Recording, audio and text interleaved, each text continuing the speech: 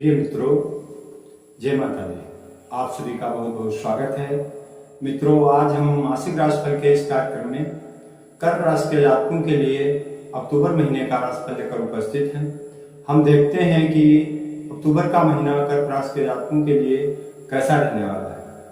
साथियों, ये गोचर कुंडली आपके सामने लगी हुई है। इसमें आप देख रहे हैं कि सूर्य देव तृतीय भाव में गोचर कर रहे हैं और मंगल देव चतुर्थ भाव में है। बुध देव का गोचर भी सूर्य के साथ हो रहा है। बृहस्पति देव जो है वो मेष राशि पर दशम भाव में गोचर कर रहे हैं और साथ में रामदेव भी विराजमान है। शनि देव का गोचर अपनी राशि कुंभ पर अष्टम भाव में हो रहा है और शुक्र देव का गोचर जो है द्वितीय भाव में। ग्रहों की ये गोचर स्थिति कर्क राशि के जातकों के लिए क्या प्रभाव देगी, इसको हम देखते हैं। मित्रों, गोचर ग्रहों के अनुसार कर्क राशि के जातकों के लिए अक्टूबर का महीना सामान्य फलदायी होगा, क्योंकि कर्क राशि के जातकों पर शनि का ढैया भी चल रहा है। शनि देव अष्टम भाव में गोचर कर रहे हैं। अष्टम भाव में शनि देव बैठकर धन स्थान को और कर्म स्थान को तथा बुद्धि भाव और पंचम भाव को पूर्ण दृष्टि से देख रहे हैं। तो कर्क राशि के जातकों का अगर स्वास्थ्य की बात की जाए तो अक्टूबर के महीने में ऐसा लग रहा है कि कर्क राशि के जातकों को दांत या आंख संबंधी समस्या होने की संभावना दिखाई दे रही है और पेट विकार भी हो सकता है। खान पान का उन्हें ध्यान रखना पड़ेगा और अपने स्वास्थ्य के प्रति थोड़ा सतर्क रहना होगा। अगर धन भाव की बात करें तो धन भाव पर शनि की पूर्ण दृष्टि है और साथ ही सूर्य देव जो हैं धन के स्वामी हैं, वो 18 अक्टूबर से अपनी नीच राशि तुला में प्रवेश करने वाले हैं। इसलिए धन के मामले में भी अक्टूबर का महीना आपके लिए अच्छा नहीं दिखाई दे रहा है। घर में आपसे धन की मांग हो सकती है, जिसको लेकर आप चिंतित हो सकते हैं और अचानक ही कुछ घरेलू खर्चे आपके बजट को बिगाड़ सकते हैं, ऐसा दिखाई दे रहा है। आपको बजट बनाकर उसके अनुकूल खर्चा करना पड़ेगा, तभी आपकी समस्याएं हल होंगी। अगर चतुर्थ भाव की बात करें तो साथियों, चतुर्थ भाव सुख का होता है, माता का होता है और चतुर्थ भाव में मंगल और केतु दोनों ही पाप ग्रह विराजमान हैं।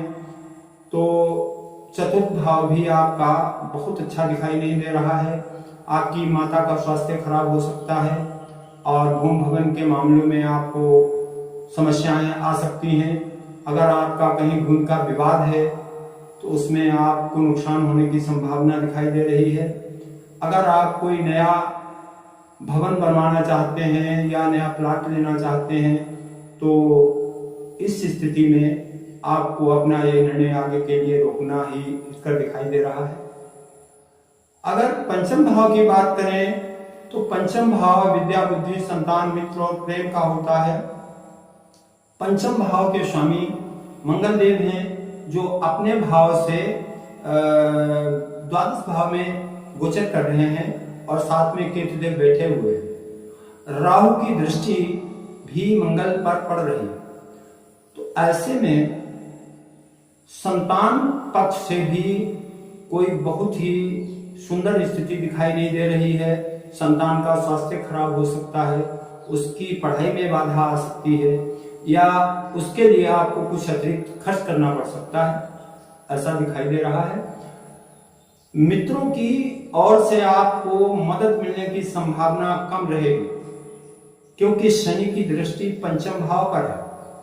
और अगर कोई जातक कर्क राशि के प्रेम जीवन में है तो उन्हें अपने रिश्ते को लेकर बहुत ही गंभीर रहना पड़ेगा।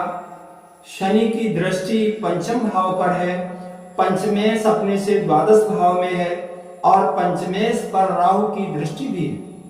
ये योग आपके प्रेम जीवन में उथल पुथल पैदा कर सकता है, आपके रिश्तों को खराब कर सकता है। आपको बहुत ही शालीनता और बहुत ही सौम्यता से अपने रिश्तों का निर्वाह करना होगा और अपने लव मेट के साथ अच्छा व्यवहार करना होगा ताकि आपका रिश्ता बना रहे। सप्तम भाव की बात करते हैं। सप्तम भाव जीवन साथी का होता है। सप्तम भाव के स्वामी शनि देव अष्टम भाव में गोचर कर रहे हैं। अष्टम भाव नाश का होता है। सप्तम भाव पत्नी या पति के साथ व्यापार का भी होता है। तो मित्रों, अष्टम भाव में सप्तमेश का गोचर आपके कारोबार को नुकसान पहुंचाएगा। आपको व्यापारिक हानि हो सकती है। आपकी व्यापारिक योजनाएं लटक सकती हैं। आपकी पत्नी या आपके पति का स्वास्थ्य खराब हो सकता है। आप दोनों के बीच मनमुटाव या लड़ाई झगड़े की स्थिति बन सकती है, ऐसा दिखाई दे रहा है।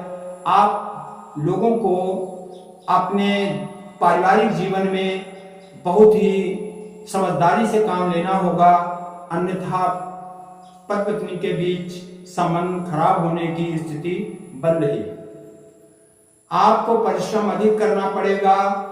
आप तब कहीं आपको व्यापार में कुछ लाभ प्राप्त होगा।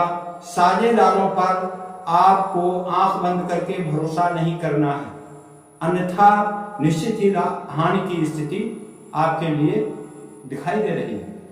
भाग्य स्थान के स्वामी देवगुरु बृहस्पति हैं, जो केंद्र भाव में दसम भाव में मित्र मंगल की राशि पर विराजमान है और मंगल की दृष्टि भी पड़ रही है। तो ऐसे में कहीं ना कहीं देवगुरु बृहस्पति आपको अच्छे मौके भी देते रहेंगे, जिससे आपकी समस्याओं का समाधान भी निकलता हुआ दिखाई दे रहा है।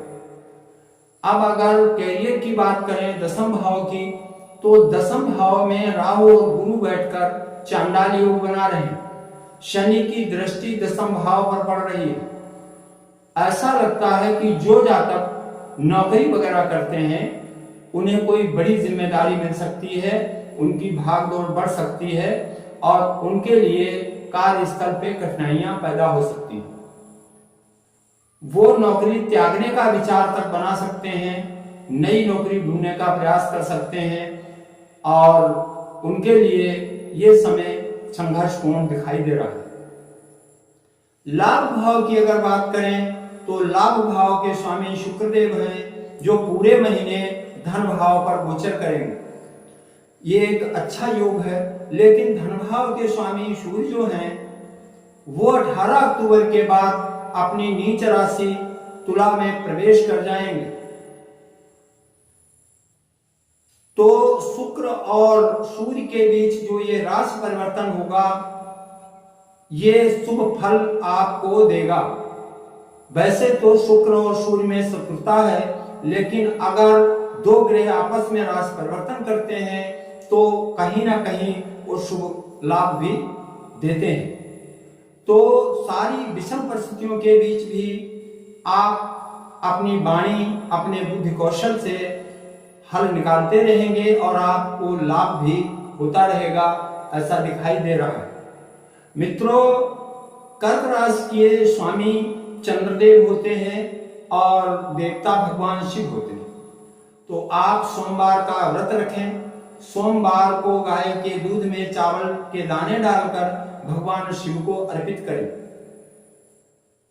भगवान शिव की आराधना करें। चंद्रदेव का मंत्र ओम सोम सोमाय नमः का जाप करें।